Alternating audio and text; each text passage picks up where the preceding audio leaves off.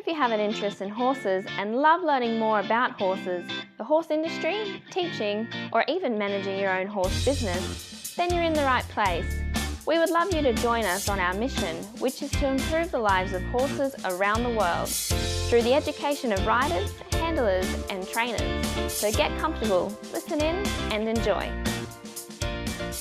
This has been another episode sponsored by Online Horse College. If you haven't had a look at the wide variety of equine-specific accredited courses, then go to onlinehorsecollege.com and I'll see you over there. I'm happy to have one of our previous guests back today on Horse Chats, Wayne Hipsley. You can go back to horsechats.com and search for Wayne Hipsley and have a listen to his previous episode. I think you'll be delighted about his background, the amount of information he's able to give to you. But before we do that, I want to introduce you to Sophie Barrington and Archer Creative, who are our sponsors for this episode.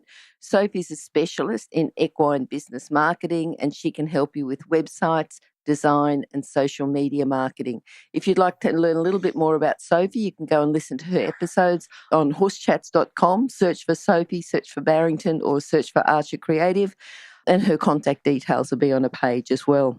Meanwhile, back to Wayne. Wayne, how are you today? I'm well, thank you. I'm well, and I hope it's the same with you. It is, Wayne. And great to talk to you. Now, you've got 10 ways to decrease your risks in horse business. And I know you've got a big background in decreasing risks and helping horse business owners as an equine consultant. And I know that you do it internationally, Wayne, but just tell us this particular subject, 10 ways to decrease your risks in the horse business. I'm going to ask you a question. Is horse business a risky business? I think it's just like any other business, Glenys, and the answer is you need to do your homework before you decide to become involved in it as a business. Yep. And I'm going to use a phrase like you shouldn't quit your day job, type thing, until you really have this up and running, that you have a plan, a strategy, and an opportunity to perhaps even explore some options that can demonstrate that you are able to generate an income, because most people start their businesses as their sole source of income. And so I think it becomes important that, people just be really very, very factual about what they're dealing with and the hard facts of how difficult it could be, planning for the worst and expecting the best, Yep. And I like the way that you said don't quit your day job, because you don't need to. The horse business works on the weekends and is very flexible, so you can still keep your full-time job and start your horse business on the side. And by the time you're sort of doing well within your horse business, you can afford then to drop your other job because you're already doing well within the horse business. Well, that's so true, and it is. I mean, I judge a lot of horse shows and participate in many educational clinics and seminars, and I work Friday, Saturday, Sundays, if you will. Yep. And as do many other clinicians and people that are involved with educational programs, because that's when the business of horses is conducted for those purposes. So, you need to be able to look at that. And that's an important part of being able to target your time. And the other thing that I think that's important, and may be a bit premature to talk about it now, but I think it's important that you still have to have a personal life. And if you do this 24/7, 365, you're going to find that you're not going to be doing much for yourself on a personal basis. And you've got to be able to divide your time and use your time wisely, both in your personal life as well as your professional life. The types of horse businesses that we're dealing with, do you want to just run through? Because I think horse businesses have just expanded. Anything related to the horses grown in popularity. It continues to grow in popularity, and the types of jobs within the horse industry are growing, the types of businesses that are related to horses are growing. And if you want to just spend a couple of minutes, because we're talking about decreasing your risks in the horse business, and I know a lot of the strategies are going to be specific for horse businesses. Can you tell us just, run through a list even of the different types of businesses you'd be talking about? Sure, and I think we need to put a lot of them in a similar basket, so to speak, as we talk about. But to put together a list, and it's certainly not a complete list, but it hits many of the high points, and that is that whether you are operating a breeding farm, regardless of what the breed is, whether it's a popular breed of horse that's used for English or Western riding, or even some people that are breeding miniatures or ponies, use them for driving and that type of thing. But the breeding farm can certainly be a business if it's conducted properly. The other is a training or show stable, regardless of the discipline. And training stables, show stables in many parts of the world are and can be very successful businesses if managed. And usually those operations are multifaceted, so that you're just not doing or performing one task for your client, but you're performing many, such as offering to board their horse on your premises, and then moving into the next level of opportunity, perhaps a lesson program, or expanding into trekking or some type of activity like that, so that you're offering multiple services once they bring their horse to your stable for training or boarding. And the other one, as we see all over as well, is the race, whether it be standardbreds or thoroughbreds. We see a number of people who have entered into that. And one of the things that's always fascinated me about Australia and New Zealand both is how many people are in partnerships and own racehorses. They're not necessarily owned by big farms, but they're small farm operators that are involved in it. So racing in itself, regardless of what breed, becomes critical as a defined business from my point of view. The other thing that I see, and not as prominent as it used to be, but teaching people how to drive and participate in carriage competition. Even at the FEI level, I'm lucky to be here in Lexington, Kentucky, and see driving competitions. We don't see the number of people participating there, but that doesn't mean you can't make it into a business, because what we're seeing is that there are a number of able people that really are at a point in their life where they would just as soon drive a horse, as opposed to their ability to riding the horse may have diminished over a period of time.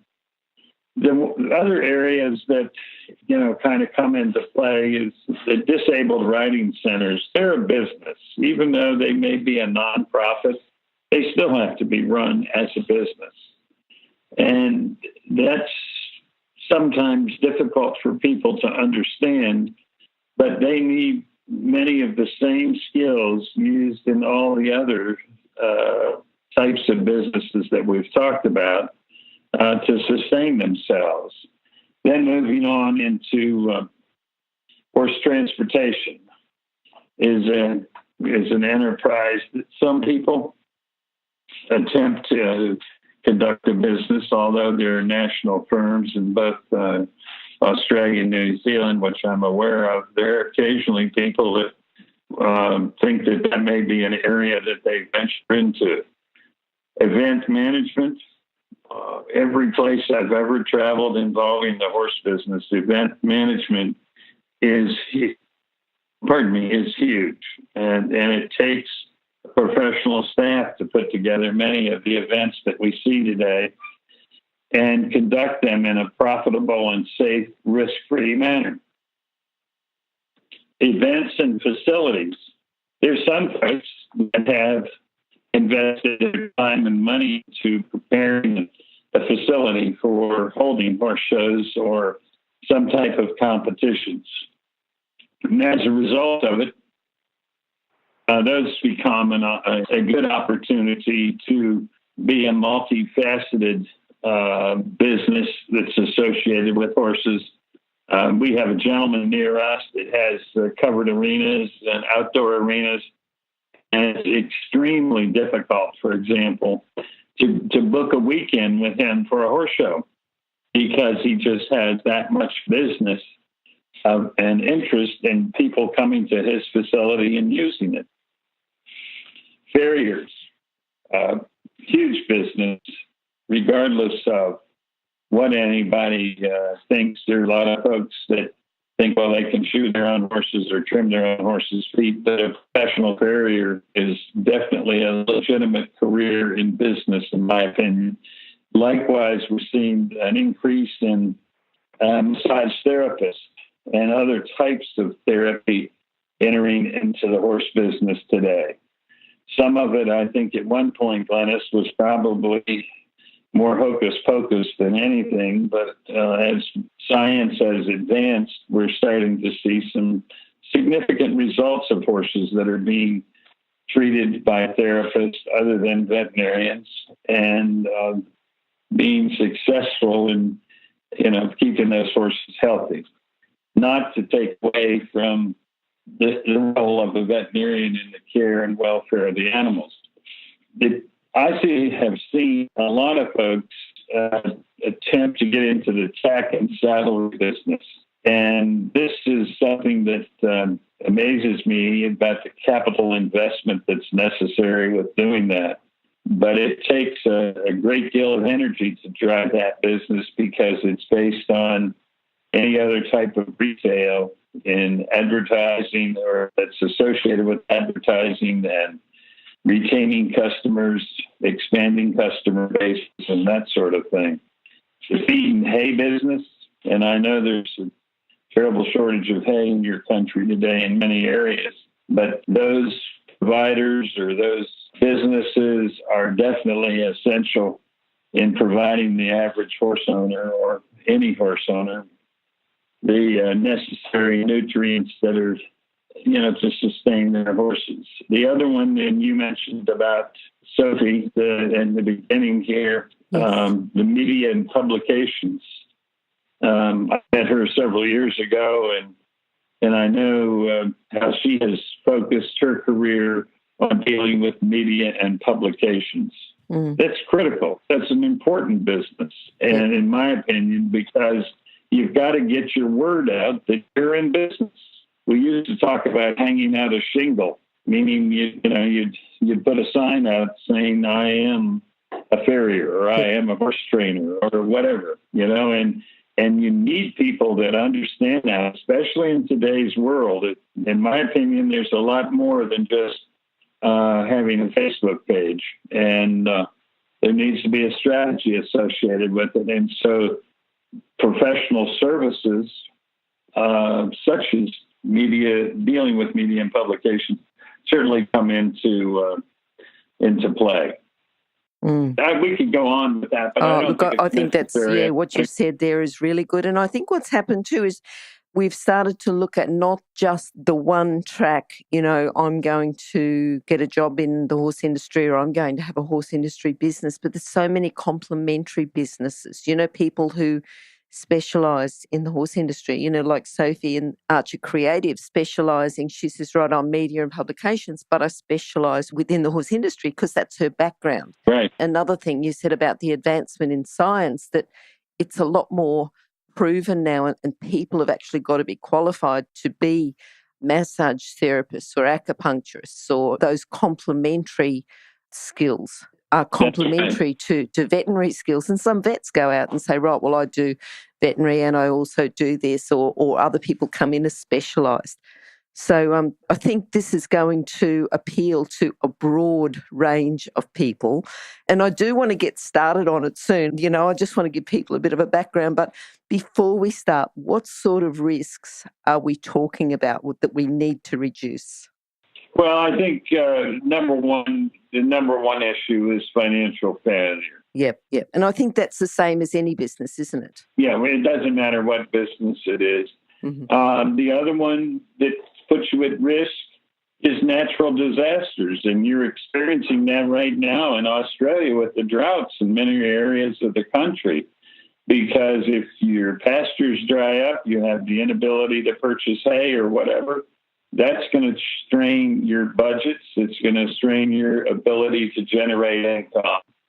The other is the third area that I feel is important is the issue dealing with accidents and injuries, and dealing in many different phases of this, where you have to be properly insured and not depend on, well, I'm going to get through this month and then next month I'm going to buy insurance, or take some sort of strange philosophy like that. I mean, you have to have that protection from the get-go, in my opinion. Mm-hmm. Unsafe conditions in the working place, because if you're in business, even on a breeding farm or at a race stable, like we talked about earlier, those create problems or potential problems where it could affect the longevity of your business. The other one is litigation due to negligence. And this just points to the fact that it becomes important for people to do their research, understand that they have a professional responsibility when they're dealing with the public, and that negligence cannot be tolerated. Mm. And one of the other items that comes into play deals with your reputation. No matter what anyone says, your reputation becomes an important part of whatever product or service you're associated with. If you're selling tack and saddlery goods, that type of business, and you're buying and reselling poor quality products, that word will get out. Don't go there and buy from them, because their products always fall apart, or there's some other scenario that's associated with it. And so your business has the potential of failing just from that type of situation. Mm. So, we can go on, but those are the key issues that come to mind. Yep. All right. So I think we've got the challenge: preserving professional integrity and developing a viable horse business. Okay. What else, Wayne, just before we start on the first management strategy? I think we've covered a bit of background here, which I think is important, so people can say, right, well, this really is for me. There's going to be a fair bit in this. And I think even for the person who is not necessarily a business owner, but they've got their own horses, and it might be more of a hobby, but I think there's going to be information in here that they should be listening to as well. Anything else that we need to talk about before we start the first management strategy? No, I think there's just a couple of points. We have to realize that, before starting a business, you've got to consider the competition in the marketplace. Do you have a niche service or product that you're offering? How many other people are in the business? How location-wise, how close are they to you? How accessible are they on the internet or Facebook? You need to look at that. The other thing that I think is important, and I've learned over the years to use, is business models. Is there someone out there that's doing what you're doing, but at a distance? And can you mimic what they're doing to make yourself successful? Maybe not on the same scale, but on a similar scale. And I also think that using the internet to do your research, attending trade shows like Equitana to understand where your business plan and strategy will fit into the horse business as it is represented today. And, it's important that people, and I've learned this the hard way watching people, they think they are going to make it in the horse business, and they're the ones that shouldn't have quit their day job because they just weren't cut out to be entrepreneurs. And that in itself is a test that they have to pass, unfortunately, as they go through this experience. So, then it's, as I've said to many people, they use an expression in real estate where they talk about property values and saleability of property. location, location, location. And it's like if you have a business or you have a writing stable, you're running a teaching stable, you've got to be accessible to people. And you need to price and have your values so that you're recovering your expenses, but at the same time, make yourself affordable. So those are just a few of the things that need to be considered, up front before we, get into a real strategy itself. Yep. All right. Well, I think the first strategy, sort of talked about it briefly earlier, was to make a business plan. So would you like to talk about how we make the business plan? Yeah. Making a business plan is really number one, and that means writing down on paper exactly what your goals and objectives are and developing a strategy on how you're going to initiate the business, how you're going to carry the business forward from year 1 to year 3, year 5. It also includes, do I lease a building? Do I rent a horse farm or an existing farm? Can I start at my own stable? How do I do this where I have sufficient amount of real estate or acreage, whatever the case happens to be, to allow me to start the business and then grow the business? And I think that it's vital that you put it in writing so that as you write it, you will think it. And it's there for you to jog your memory from time to time. And last but not least, it's seek out opinions and help from others, whether it's accountants or business advisors or, even people that have been in the horse business for a number of years, and ask them to give you some ideas and suggestions as to, how do I get this thing started? How do I keep it going? What should I not do? That may be a more important question than what should I do, and because if you know the things not to do, you're going to increase your opportunity for success, in my opinion. Yeah. And I think as you write it, you think it, but you're talking about, and I think you'll probably say this right through, is don't think that you've got to have all the answers yourself. Talk to people, ask them, listen to Horse Chats, because there's lots of experts here who are giving this free information like Wayne, and Wayne has already talked to us about coming back for further episodes. So I think, certainly listen to those because he's an expert in his field. But where you can, and I know that starting up a business, you've always got to balance that budget, but I think asking experts, same as you would if you were out there competing, you'd be asking a coach and getting their advice. And I think with businesses, you've got to ask people, get their advice. Yeah, absolutely. And I mean, the second item is that you have to have a written budget. You just can't fly by the seat of your pants. And that is an expression that we use that some people will do. You need to sit down and prepare a budget, looking at your potential income, but especially your first year, looking at your expenses. Do you have to have employees? How many employees? Do you have to train these employees? What is it going to cost to do all of that? And as you start to put those numbers together, you need to then realize that most businesses are somewhere in a 3 to 5 year range before they have a profitable year.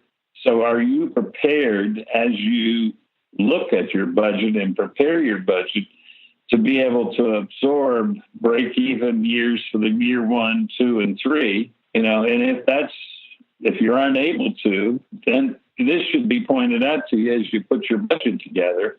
Then you may need to modify your business plan and strategy somewhat so that you're working in a relationship with that business plan and your budget. You're trying to figure out how to make this work. And you really have to believe in what you're doing. Now, this is it's not a part of the management strategy. It's a part of who you are.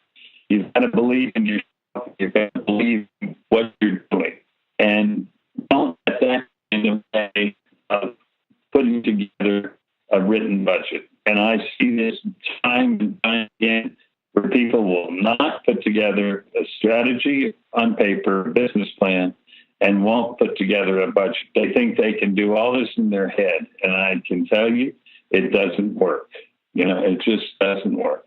Yes, and I think that's coming from an expert who's not just had one business but consults to, I don't know, hundreds or thousands of businesses around the globe. And he's saying that he's seen it time and time again, then be realistic and put it into an annual written budget. I think the next one, you've got management strategy. Number 3, Wayne, is to prepare an advertising and marketing strategy. And again, you're looking at professionals probably like Sophie Barrington at Archer Creative or other professionals in your area, although Sophie's international anyway. Yeah, tell us a little bit about preparing an advertising and marketing strategy. Yeah, this becomes really critical because if no one knows you're there, so to speak, no one knows you're in business, you're not going to sell any products. And so you really need to sit down and look at what type of advertising. Do I go to print media? Do I go to Horse Deals or whatever magazine publication, to put some type of advertising in there? Do I use electronic media like Facebook or a website page? And then all of that, ends up being a part of your budget that you have for your startup. But you need to look at the options that are available to you. This may sound really silly, but a sign at the end of your drive, if you're operating a breeding farm or a training stable or a riding stable, sometimes a license from the community is necessary to post the sign, but that sign may be 1,000 people drive past your driveway every day and never knew what took place on your farm until you posted that sign. So there are a lot of things that are kind of simple from that point of view.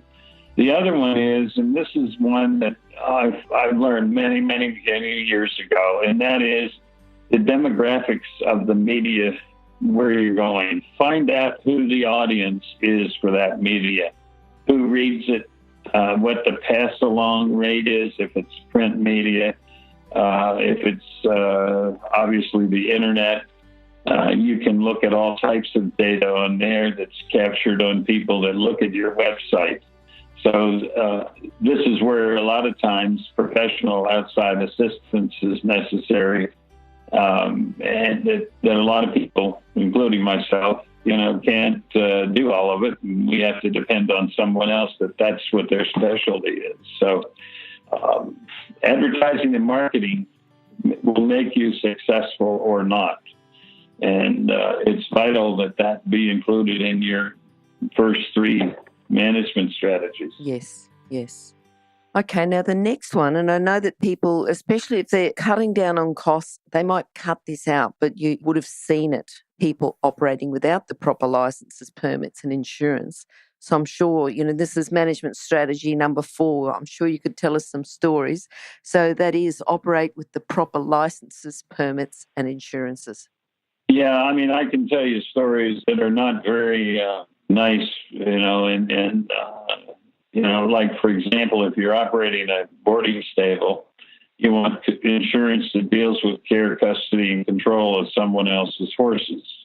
Some municipalities require that you have licenses for operating a business, regardless if it's an agricultural-based business, but it is a business within the zoning of the municipality.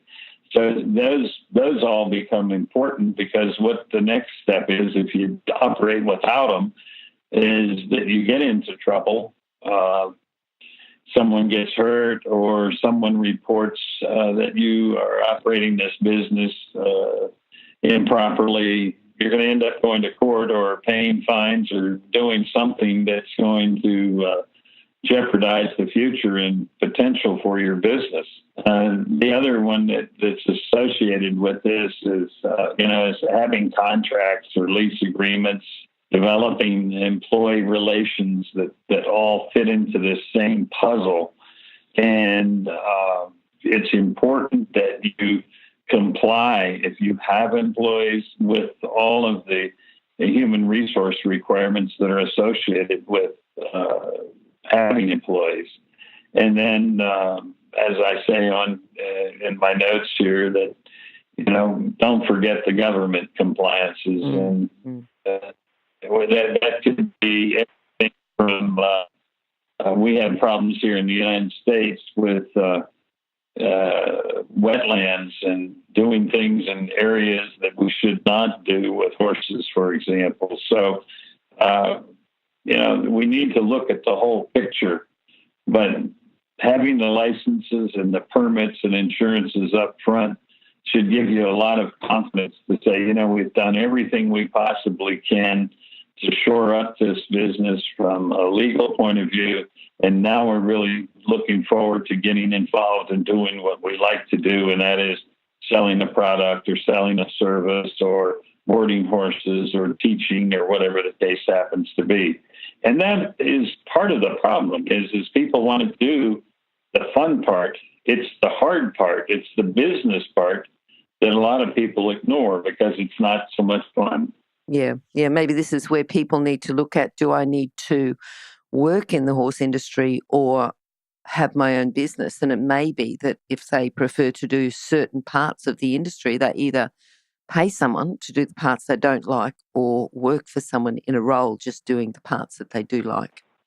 No, you're exactly right. And that's really a valid, very important point. I agree. The next one, you've got management strategy number 5 is to recognise and follow the horse industry's established standards. Yeah, and I think that people need to realize that there are no professional guidelines in many parts of the world for some aspects of the horse industry. And yet, if we use equestrian Australia, and the guidelines that come there for show rules, animal welfare, and that type of thing, the issues of risk management that are associated with putting on events, there are standards there that you have to achieve. But there are other aspects of the horse industry, depending upon which area you choose to work in. There are no standards. And I know that Australia has been working on establishing standards and conduct codes for horse management, horse farms. And I have seen where some of that was published here in the last 12 months. And I can't recite the exact website on it, Glenys, but I've been following it. It'd probably be the Australian Horse Industry Council's website is probably the one to go to.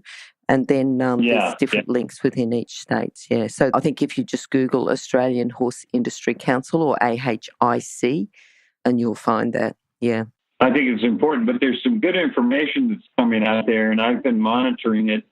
Not just because of talking to you, but it's just, I found it quite interesting because the country of Australia is doing things, I think, that's far superior to what we're doing here in the United States on a national basis. We tend to have compartmentalized the horse industry into smaller segments, whereas in your country, there's some overall established standards for doing business, if you will. Yeah, look, I think the Australian Horse Industry Council actually came about because it was either an outbreak of Hendra or an outbreak, I think it was Hendra or equine flu. And because the horse industry was so fragmented, that's when the Australian Horse Industry Council was formed. Yeah. But it wasn't always, it was fragmented. And it was because of a problem that it was formed. Like you talk about problems and oh, gee, we've got a problem, but sometimes the problem is the solution, forms the solution. That's true. And then I remember the flu outbreak when it was about 10 years ago there, I think, something like that. And I think we're the only country in the world that's actually had equine flu and got rid of it. Right. So I think that, you need to understand what the standards are for the practices associated with your business, even if you're running riding lessons. There's certain practices that you need to follow that in teaching, regardless of what your personal feelings are. you need to live up to those. And we've got far more scientific testing and standardization today than we ever had before. And some of this even relates to the welfare and care of the horses, and whether and especially if you're training, and the types of bits and the types of training harness and equipment that you use. You really need to stop and think twice about a lot of this, and not just go on gut reaction, but be aware, be involved in what your industry is doing, which is not necessarily a management strategy here per se, but to me, it's important that you participate in local associations, clubs, your national organization, that type of thing.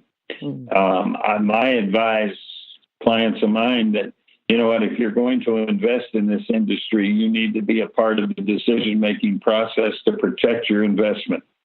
And that tends to follow with the same strategy here. Mm-hmm. The management strategy number 6 is you've got established safety protocols and procedures for all business activities. Yeah, and I think that this is something that we tend to push off and say, oh, we don't have to worry about it. But it becomes essential, in my opinion, in a lot of the cases, lawsuits that I see here in the United States. Many of the riding stables, the rentals and trekking businesses, they have no protocols and procedures for conducting their riding programs. And it is the reason why they're being sued in many cases. They need to create some type of written documents or manuals for the staff to use to help to train the staff and help for the staff to sustain an ongoing awareness of the important role of risk management. So, I'm talking about riding stables, but I've also put on here, how about horse transportation? What do you do? What should you not do? In dealing with the transportation, event management, the same thing. And yet some of that risk management associated with event management is guided by Australian law and equestrian Australia. It still doesn't mean that it means that you should do it. Don't ignore it. It's a simple answer. And I've seen people that tried to ignore it, and it's definitely not the way to conduct your business. Yep. The management strategy number 7, and I'm thinking that it sort of goes on, you've got established safety protocols. And one thing you talked about was, loss of lawsuits because there wasn't written procedures in place. But I think sometimes people start off with a horse business, they know what the procedures are, but then they get the staff who come in that don't follow the same procedures that they might in the first place. So would these two be related together if we've got number 7, conduct staff training programs? Yeah, they really are. And I can give you a first-hand example here on our farm. If we leave, we need to leave someone in charge. And I've had people come and say, yes, I'm experienced with horses and I know how to do this, that, one thing or another. Yes, I've driven a tractor, blah, blah, blah. So we have deliberately started doing a couple of things, one of which is we put a horse in a stall and the horse has no halter on, and tell him what we'd like for him to do is to enter the horse's stall, put a halter on the horse, lead the horse out to the stall and put it in the cross ties and then put it back in the stall. Well, that is absolutely amazing. What we have seen. I mean, it just is scary. They don't even understand how to approach a horse from the horse's left and place the halter on the horse, and then leading the horse. They don't make sure, the door's not open fully for the stall door. And I grant our environment here is a little bit different. All of these things contribute to the fact that they're not representing themselves honestly and fairly. And unless you basically test them, you'll never know. Yes. Yep. And so that's an important part of it. But then, it's like continuing on with the strategy where once they're there, you need to talk to them about first aid and emergency preparedness, and in your case, the issues with bushfires, and I think they're probably scary when I see and what I read from over there. All of that needs to be a part of a training program. And just as you said, it is somewhat combined with number 6, but training is one thing. Having established protocols and procedures is something else. Yep. Going on then to management strategy number 8, you've got established an ethical standard for the health, humane treatment and well-being for all horses.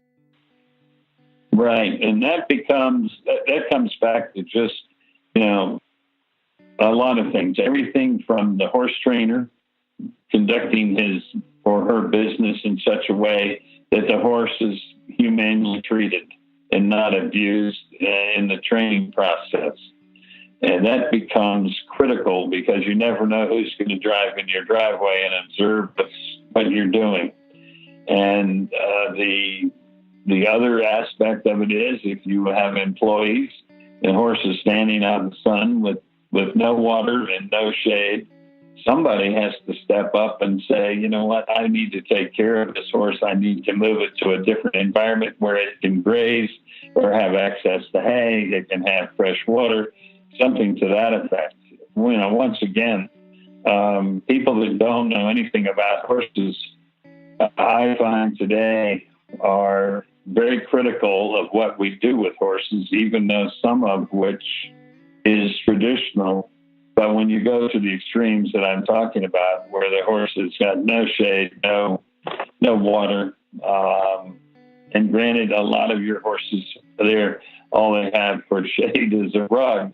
And I chuckle as I say that because I learned early on in my travels that that's horse stable in many cases, And so, what about the bald-faced horse that's got the white or pink skin and is blistered and not being protected by some type of sunscreen or whatever the case happens to be?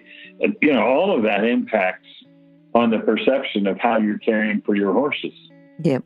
And I think this particularly comes up in, boarding stables, or what we call agistment, or I suppose the UK would call livery, is that people might come in and, board or agist or keep their horse.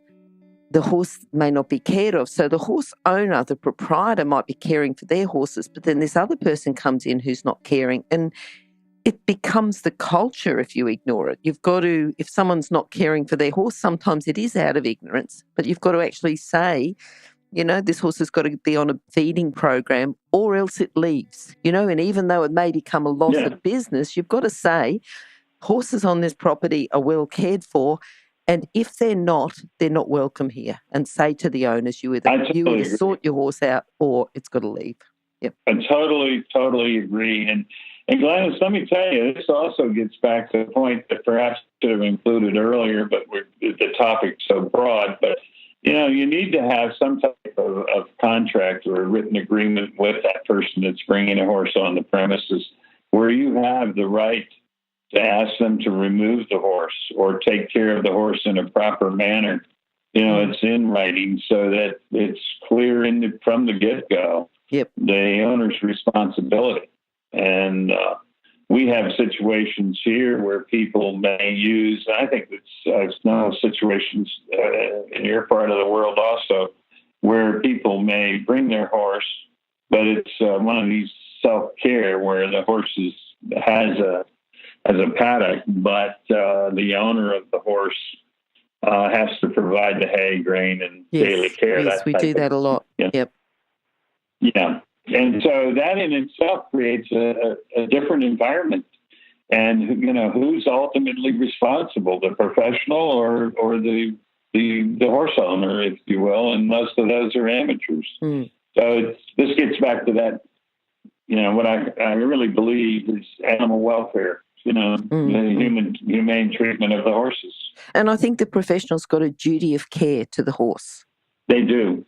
I agree. You're absolutely right. It doesn't matter where in the world we're talking. There is a duty of care. You're so right. The management strategy number 9 is to recognise the importance of the environment where the horse business is conducted. So you talked earlier on about location. Tell us a bit more about that. Yeah, and I think we're going to see that more and more, probably in your country as well as here. It's time. Times go on. Is the riding stable has been there for a number of years, and the development of housing is encroaching on that environment where that stable or farm has been. And we run into issues periodically where people move in as neighbors, and it's all wonderful because there's a horse farm next door. And then suddenly we run into the problem that the horses have this horrible odor coming from the farm. And there are other issues which we refer to as attractive nuisances, where young people are going to hop the fence and go out and pet the horse or do something. All of this comes into play that we have to, work with our community as well as with our neighbors, and trying to maintain a positive relationship, from that point of view. And the other one is that if you're trekking or if you're involved in trail riding or other activities associated with that, it's sustaining the wilderness trails that you're using so that you're not abusing the land. Contamination of water is becoming an important issue, and I think it's going to be a global issue. Do you have your muck pile in such a place that it doesn't drain directly into a water source and contaminate that water source, whether it be a dam or a flowing creek or a stream? So, that all of those things come into play. It just makes you a good steward of the land, if you will. Mm-hmm. I think you said earlier on that even with the business plan, it's going to move all the time. It's a dynamic document. So I think you might even have a checklist. I've got this. It's a matter of going back over it, isn't it? Just going over it again. Yeah, saying, is there anything else I can change? Yeah. Yeah, no, it's exactly right. It is dynamic, and it's no different than your budget because the budgets can change according to how the year works out. You may plan it one way, and yet you have to go another way to sustain or try to achieve your goal because something may happen, like your supplier of goods and services that you are packaging and reselling or whatever, or if you had certain people providing lessons at your stable, you may have to make adjustments because they didn't work out the way you wanted them to, and you had to hire 2 people, or you had to hire somebody that you have to pay more to. Sure. All of that becomes dynamic. Yep. And that also brings us on to number 10, which is participate in professional improvement programs, because I think as you grow and improve yourself and you'll learn more about running a horse business and decreasing the risks in the horse business, that might cause you might go to a workshop and learn more and then go, maybe I should relook at, where the muck pile is, or where I've got something associated, or where this is related to that. Maybe I need to look at procedures. So that would be the last one, is participate in professional improvement programs. Yeah. And I think that becomes more important as some of us gain more experience and more gray hair in the business. So it's to stay in touch with our roots. And one thing about continuing education, a lot of times it does get us back to our roots, but it also introduces new topics, new opportunities, and basically maybe modified or new or different ways of doing business. We learn new things about the treatment of horses, the handling of horses. And we tend to say, we know how to do this. We've done it this way for how many years. But I think that a good top professional is going to have an open mind and look at all the opportunities as the world changes. And, there's still a great deal of equine research being conducted around the world today, and looking at behavior, especially. We talked about this the last show. this whole issue of animal behavior is, in my opinion, it's about time we talked about it, and especially dealing with the horse. So continuing education, just like a physician, a doctor, a veterinarian, and lawyers, barristers, and so forth, they're required to have continuing education. And so, what's the difference? If you're a professional in the horse business, guess what? You should be involved in that type of continuing ed to yourself, and dedicate some hours each year to doing that. Yep. And I think before you said, even science is showing us a lot more than what we ever used to know, just keeping up the latest science and the latest procedures, even though the horse themselves may not change. I think the way that we can look after them and care for them and train them is changing so much that it's going to ultimately help the horse if you continue to increase your education. Yeah, and I think that Glenys, one of the things, for example, periodically new pharmaceuticals come out, and we may come up with a new method of treating internal parasites with horses, or doing something of that nature. The other one is dealing with ulcers, whereas we seem to identify that we've got more horses with ulcers today. Looking at ways of preventing it, looking at ways of treating it and sustaining the horse after it has been treated. All of that. Yes, you can depend on your veterinarian, but you're the day-to-day eyes. You're the day-to-day management in many of these different segments of the industry. And as a result of it, you've got to be on top of at least what's going on, or know how to connect with someone that has the answers if you don't. Yep. If you're an equestrian coach or a horse riding instructor, or even if you aspire to be one, have a look at the free video series for horse riding instructors on the Horse Chats website. Go there now, have a look, horsechats.com. All right, now I think just in summary, we've got all these 10 ways to decrease your risk in the horse business will be on Wayne's page. It'll be horsechats.com/Wayne Hipsley 2, or just go to horsechats.com and search for Wayne or search for Hipsley, and you'll find that. But Wayne, if people would like to contact you direct, would you like to talk about that? And because there's a lot of information you've given us here, so they might want to contact you direct and ask you some questions or get you to confirm something. What are your contact details?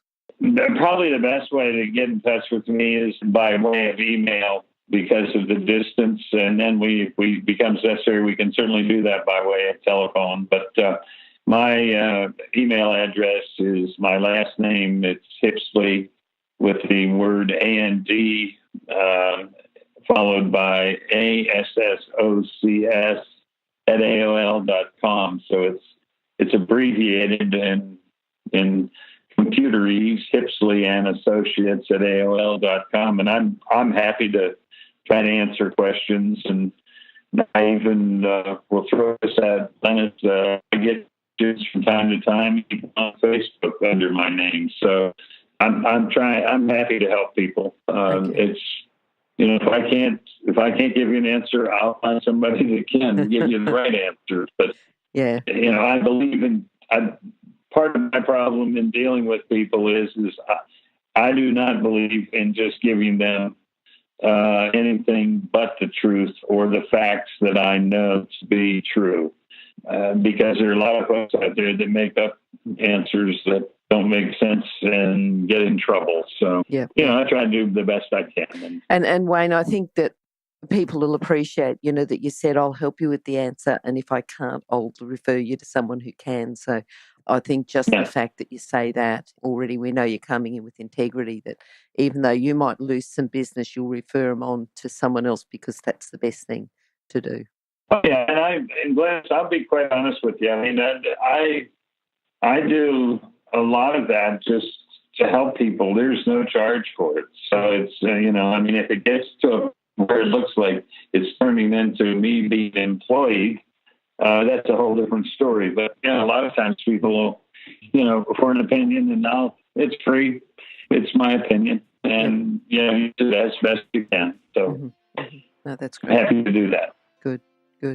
All right, Wayne, as usual, it's wonderful talking to you. I'm really looking forward to going through and talking to you some more and sort of having a series of chats to just help people with their horse business, because I think there's a lot of, you've got a lot of knowledge, a lot of background there. So, good to talk to you. Good to talk to you too. And I have an expression that I say at the end of all my emails, and that is, let's go and grow. And, if we work together, we can grow, Yep, perfect. Thanks, Wayne. Thank you. Have a good evening. Now, if you're still there, you probably know that I'm absolutely passionate about education within the horse industry. That's why I host this podcast. My other venture is Online Horse College. Have a look now at onlinehorsecollege.com and I'll see you over there. Remember that our comments and instructions are general in nature and do not take into consideration your individual horses or your individual ability and circumstances. If you enjoyed this podcast, then please leave your comment below.